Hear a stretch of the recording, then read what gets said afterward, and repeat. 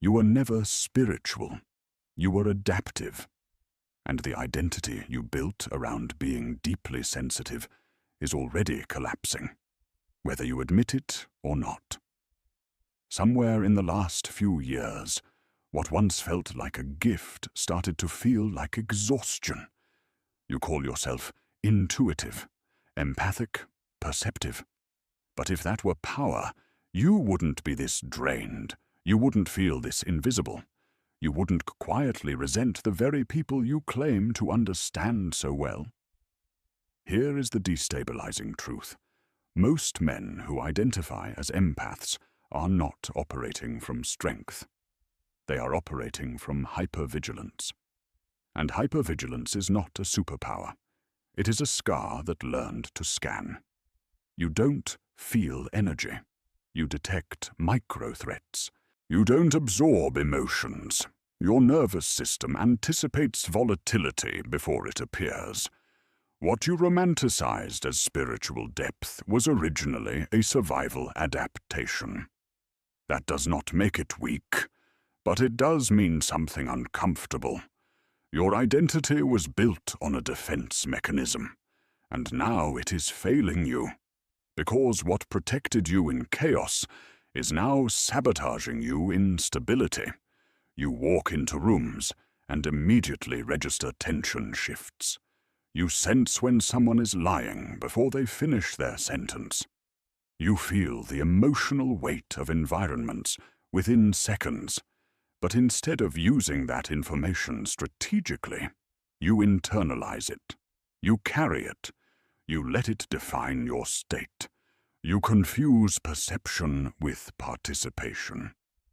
That confusion is costing you energy, clarity, and status. There is a quiet humiliation in being the man who understands everyone, but cannot control his own internal state. You read people effortlessly, yet you hesitate to act on what you know. You detect manipulation early, yet you stay too long. You sense decay in relationships before they collapse, yet you hope you're wrong. That hope is not kindness. It is fear of trusting yourself fully. Something in you knows this. The discomfort you feel lately isn't random. It is the friction between who you think you are and what your abilities are actually for. The identity of the sensitive one once gave you meaning. It explained your intensity. It justified your isolation. It even gave you a subtle moral superiority. You felt deeper, saw more, understood what others missed. But depth without discipline becomes chaos. And chaos does not command respect, not from others, not from yourself. Here is the part you avoid. Being overwhelmed by your sensitivity makes you predictable. Predictable men are not powerful. When your emotional state fluctuates based on who enters the room, you are not perceptive. You are reactive. When your mood shifts because someone else is anxious, angry, or unstable, you are not spiritually attuned. You are uncontained. Containment is power. Without it, perception turns into erosion. You've likely noticed something else. The more you identify as empathic, the more you feel misunderstood. You believe others cannot see what you see. That may be true, but you also cannot see what is happening inside yourself. You cannot see that your constant scanning, adjusting, absorbing, and compensating is slowly fragmenting your identity. You adapt to everyone so well that you forget your own baseline. And when a man loses his baseline, he loses direction. This is where the collapse begins, not loudly, quietly. You start questioning whether your sensitivity is a gift or a burden. You begin withdrawing. You reduce social exposure, not because you are introverted, but because you are exhausted from carrying environments on your nervous system. You tell yourself you just need better boundaries. But boundaries without internal clarity are temporary walls. They crack under pressure. There is a deeper error underneath all of this. You were never meant to absorb the world. You were meant to read it.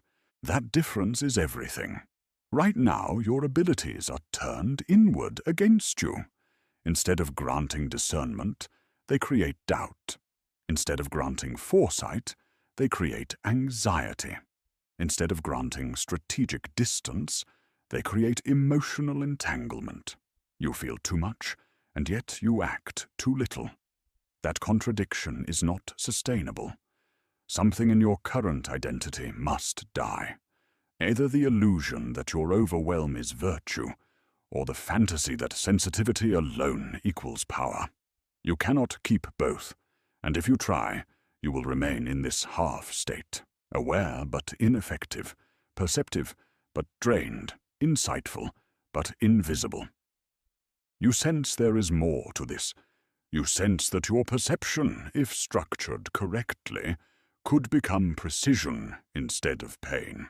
But that restructuring will threaten the version of you that survives by being needed, by being understanding, by being the emotional buffer in every room. If you stop absorbing, who are you?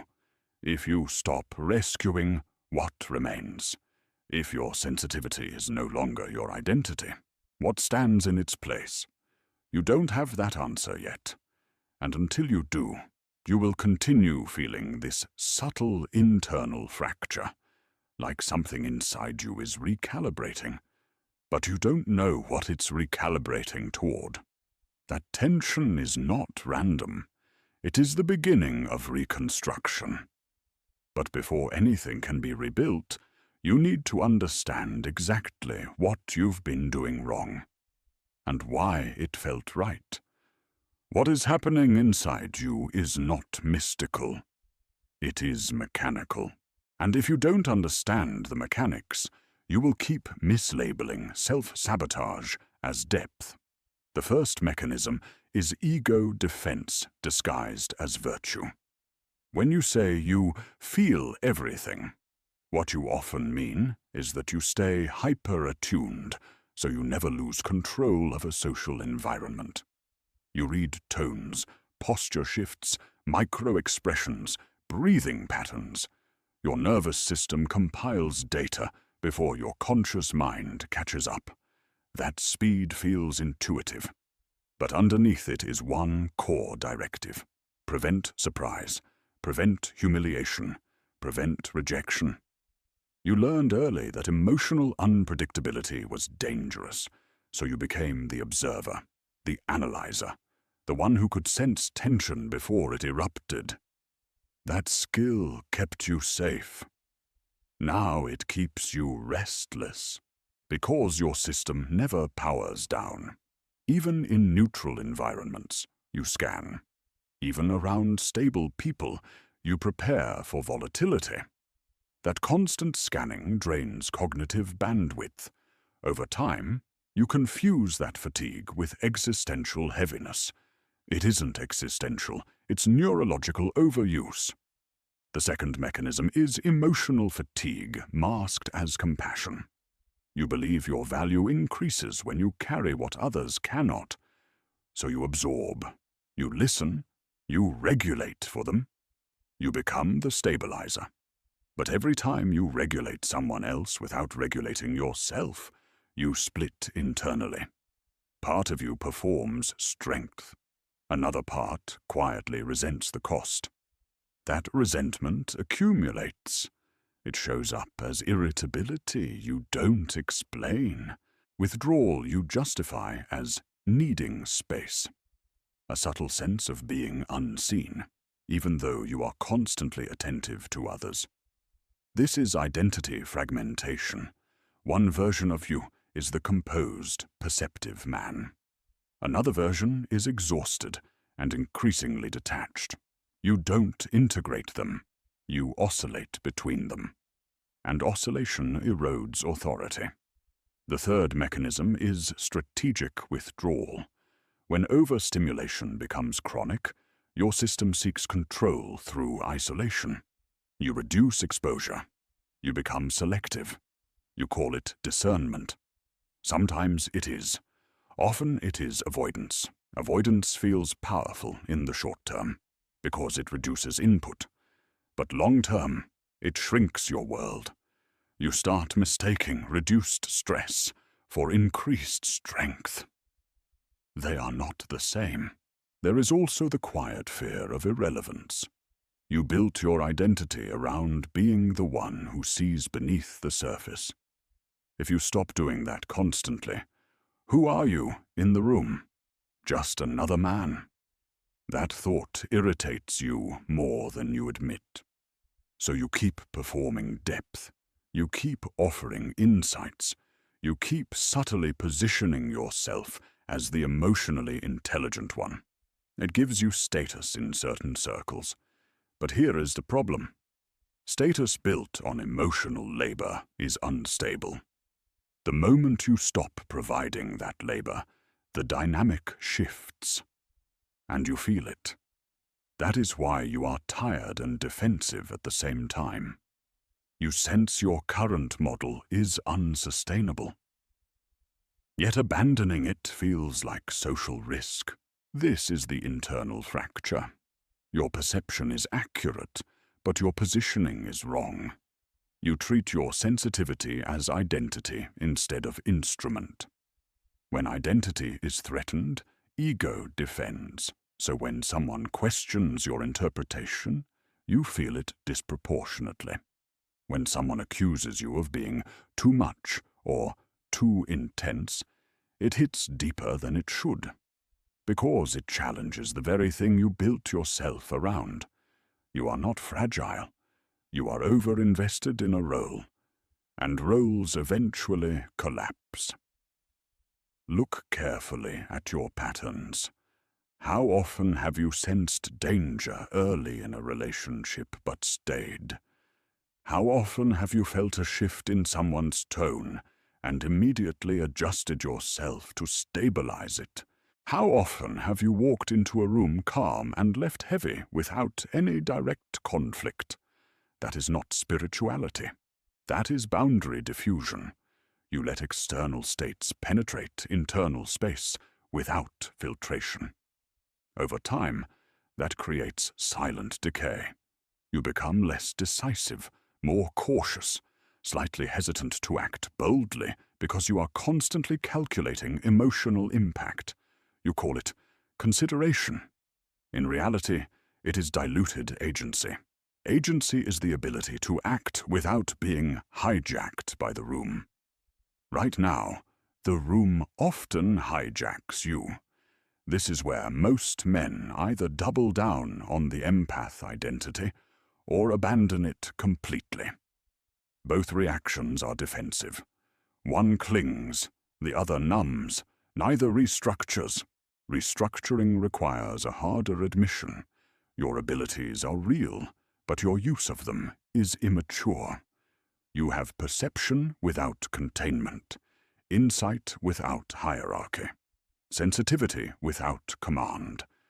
That combination leads to invisibility. You become the quiet support character in other people's narratives. You understand their arcs while yours stagnates.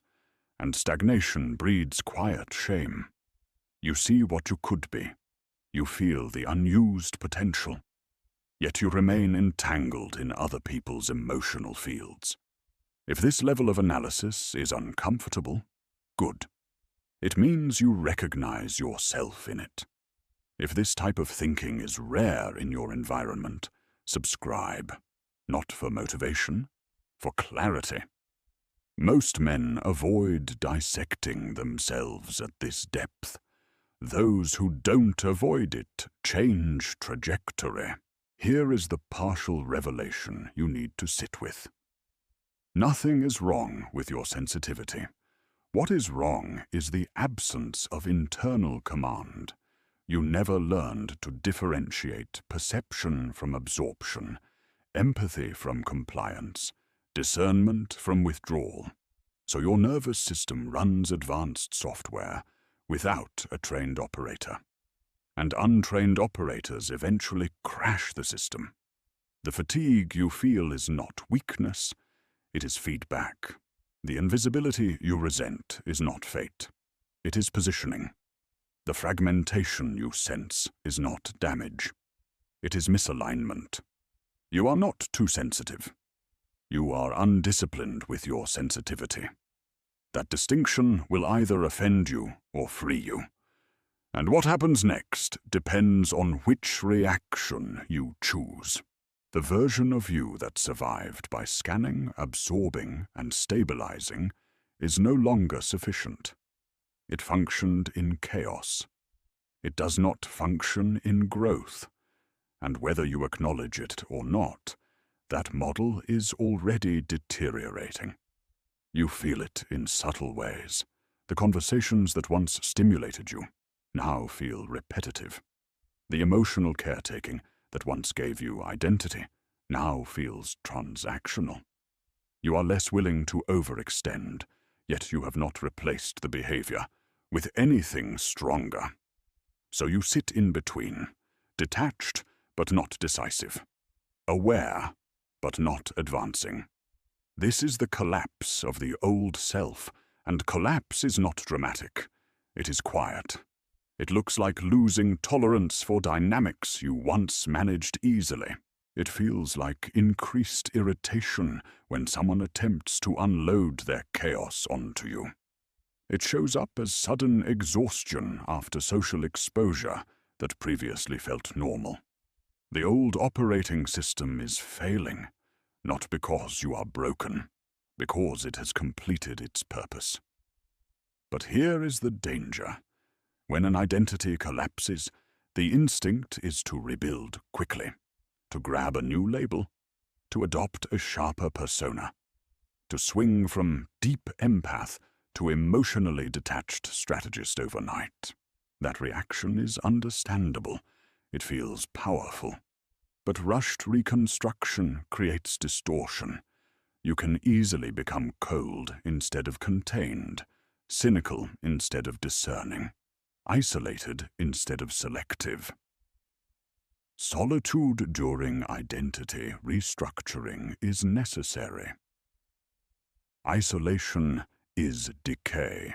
Right now, you are likely experiencing more silence than usual, fewer messages, less emotional intensity, more internal observation.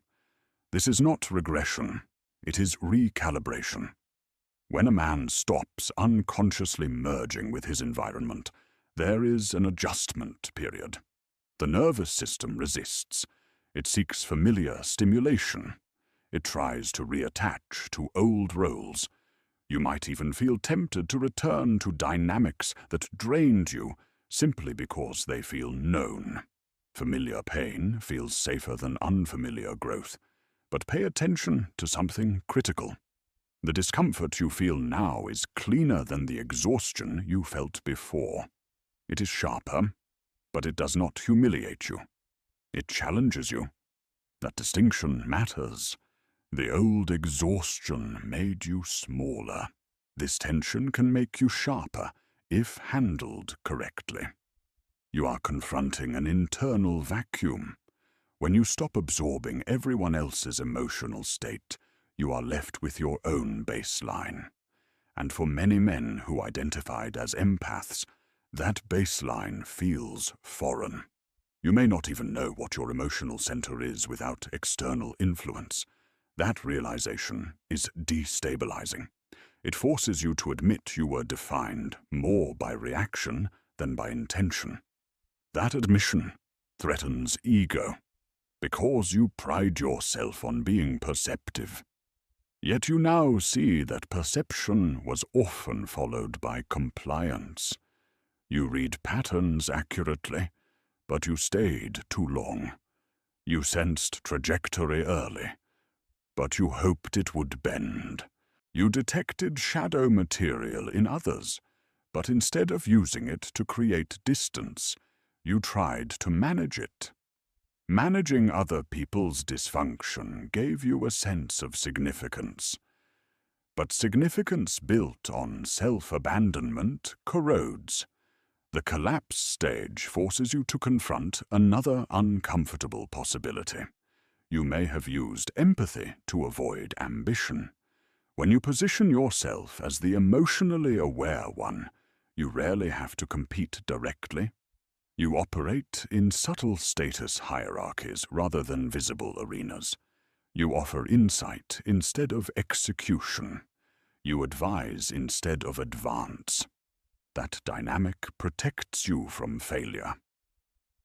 But it also protects you from dominance. Now the old avoidance strategies feel transparent. You can see when you are withdrawing because you are selective versus when you are withdrawing because you fear exposure.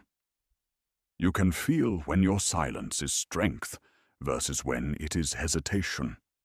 This heightened self-awareness increases internal pressure, because once you see it, you cannot unsee it.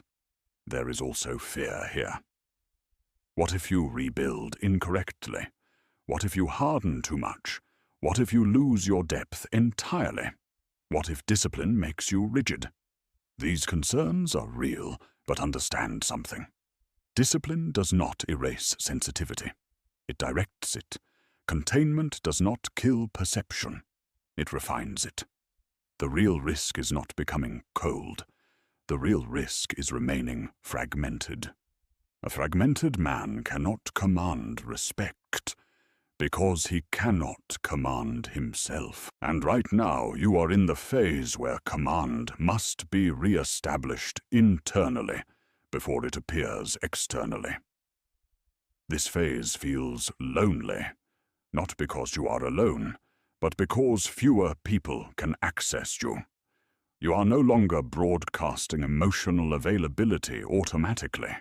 You are evaluating before engaging. That shift will confuse those who benefited from your previous openness. Some will accuse you of changing. They are correct. Change is the point. But here is the unresolved tension. If you do not define the new structure consciously, you will default back to the old one under stress. Stress reveals operating systems. And if your new identity is vague, pressure will reactivate absorption, overanalysis, and self-sacrifice. You cannot afford vagueness anymore.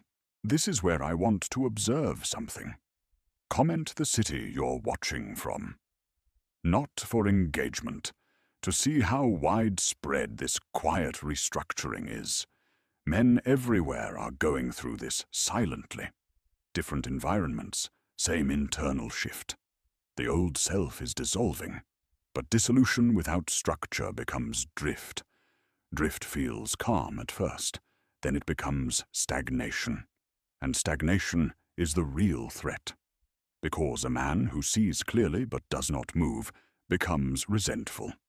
And resentment, if not integrated, hardens into bitterness. Bitterness will distort your perception faster than ignorance ever did.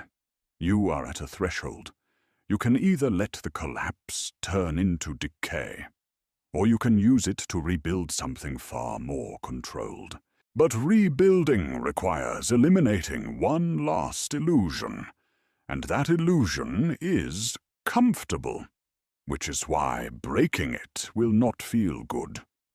The illusion you are still protecting is this, that your exhaustion was caused by other people.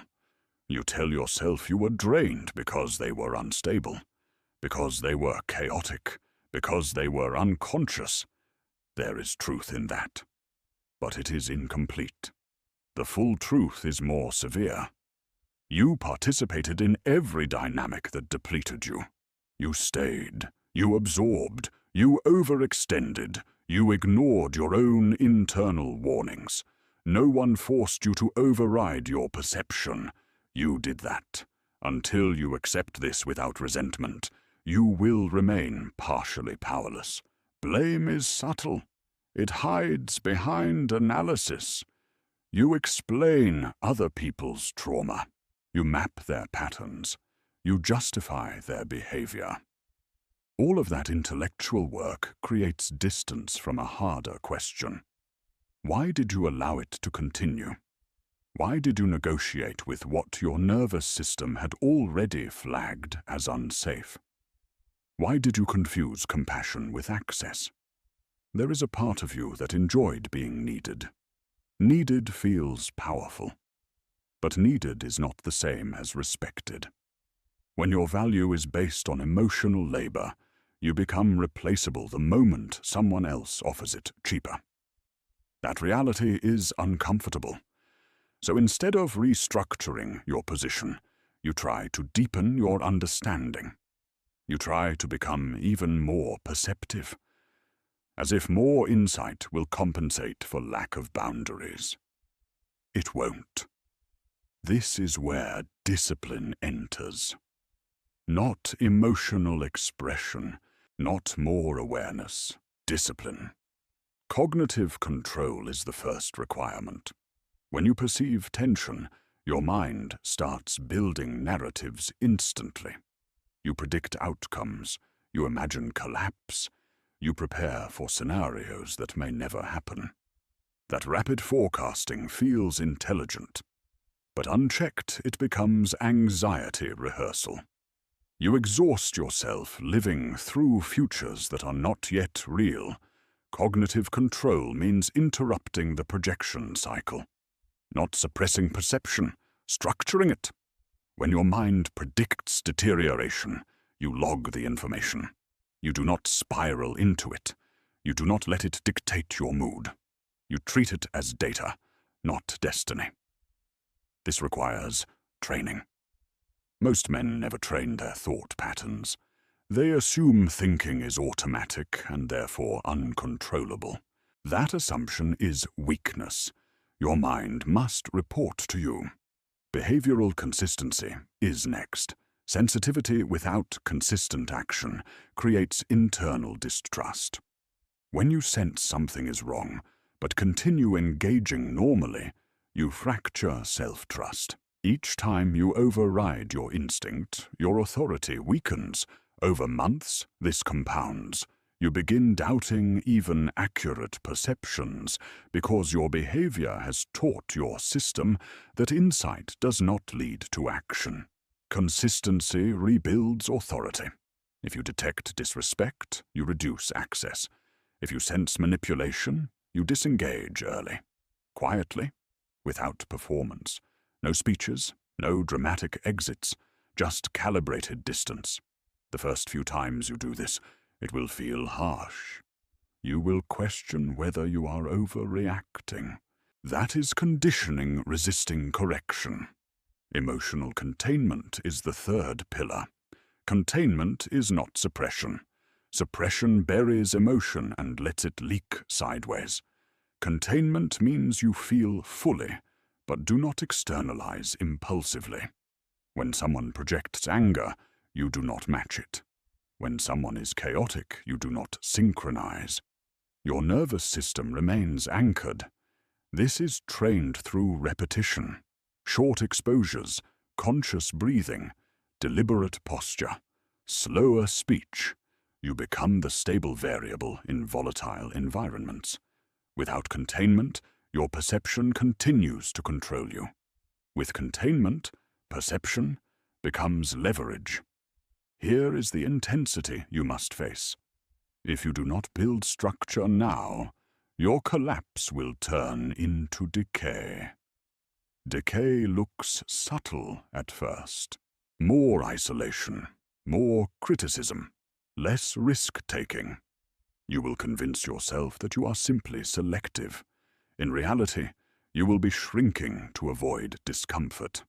Shrinking never builds power.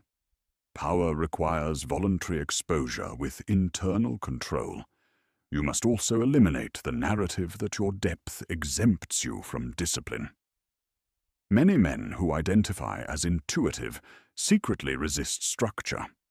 They believe routine dulls them, that discipline makes them rigid, that emotional freedom equals authenticity. This is ego protection. Structure does not kill depth, it channels it.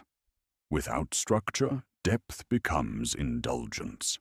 Ask yourself honestly, how many times have you delayed decisions because you were still processing? How often have you postponed confrontation because you wanted to understand the other person more? Processing becomes procrastination when it replaces action. Understanding becomes avoidance when it prevents boundary enforcement. This is not an attack, it is a correction. Responsibility is not about self-blame.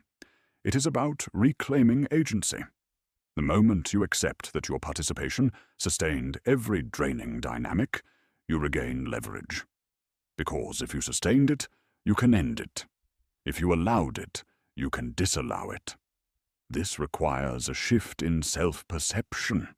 You are not a passive receiver of emotional environments. You are a selective participant. Selection implies power, but selection only works when you are willing to tolerate short-term discomfort for long-term clarity. Some people will react when you change. They will test your boundaries. They will push to see if your new containment is temporary. Do not argue. Do not justify. Consistency is the answer. When behavior shifts permanently, others recalibrate or exit. Both outcomes are useful. If you fail to implement discipline, you will drift back into absorption under pressure. Stress will reveal your default. That is why this phase cannot be conceptual. It must be practiced, daily, quietly, no announcements. You are not here to become colder. You are here to become structured. And structure is non-negotiable, because without it, your sensitivity will continue to erode you from the inside. With it, something else becomes possible. Something far more controlled. But that requires full reconstruction. And reconstruction demands elimination. Now we close the loop. In the beginning, I told you that what you called spiritual sensitivity was adaptive wiring, not mysticism, not fate, adaptation. That truth was destabilizing because it stripped away the identity you built around being the deep one. But destabilization was necessary, because you cannot reconstruct power on top of illusion. Reconstruction starts with elimination. You eliminate absorption completely. Perception stays, absorption goes. The moment you notice someone's emotional state entering your body instead of remaining observed, you correct it, internally, immediately. You do not wait until the end of the day. You do not process it for hours. You reset in real time, merging with caring, but merging erased merging with caring, but merging erased you, and erased men do not command respect. Next, you eliminate rescue reflex. Seeing someone's wound does not create obligation. Understanding someone's trauma does not require accommodation.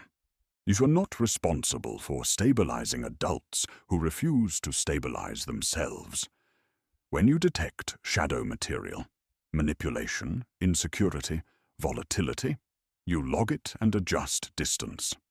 Quietly, precision over performance. Compassion does not require proximity. Then you eliminate hope as strategy. If your perception shows deterioration, believe it. You are not negative for acknowledging trajectory. You are strategic. Hope without evidence is self-betrayal. When patterns repeat, they are not accidents. They are direction. Your job is not to pray the direction changes. Your job is to decide whether you want to be present when it arrives. Now we build. You build internal command. That means your emotional state is no longer negotiated by environment. You walk into rooms and remain centered. You listen without absorbing. You observe without adjusting yourself to maintain comfort. Silence becomes intentional, not defensive. Speech becomes measured, not reactive. This changes how people experience you. You will feel it. There is less access to you, more gravity. You build decisive action. Perception must lead to behavior. If something is misaligned, you address it or disengage, not dramatically, efficiently. This consistency rebuilds self-trust, and self-trust rebuilds authority. Authority does not shout, it does not over-explain, it simply acts according to internal standards. You build structured exposure. Instead of withdrawing from environments that overstimulate you, you enter them deliberately with containment.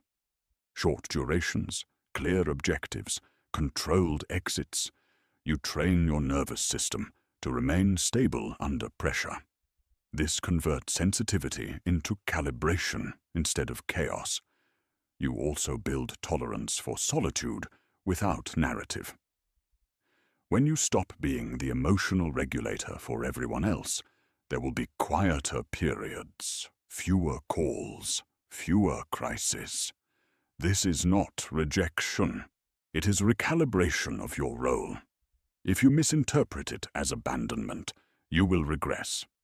If you interpret it as space for self-expansion, you will strengthen. And finally, you endure.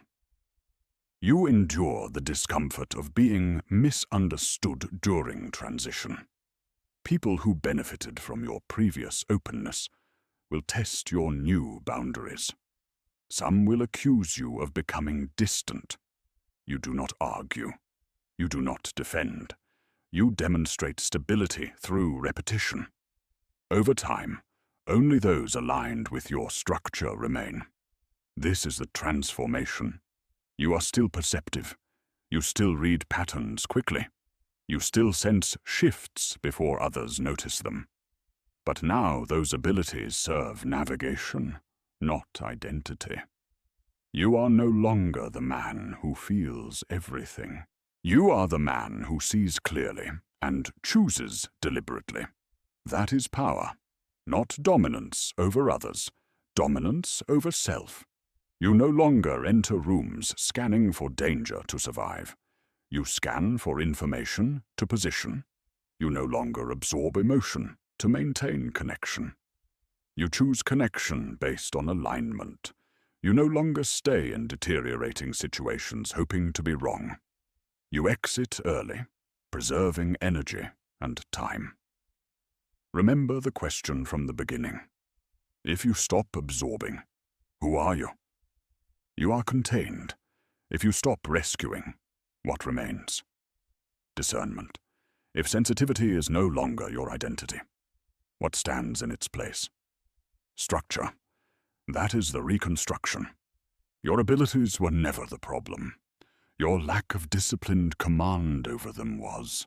Now that you understand this, the responsibility is yours. You cannot return to unconscious absorption without knowing you are doing it.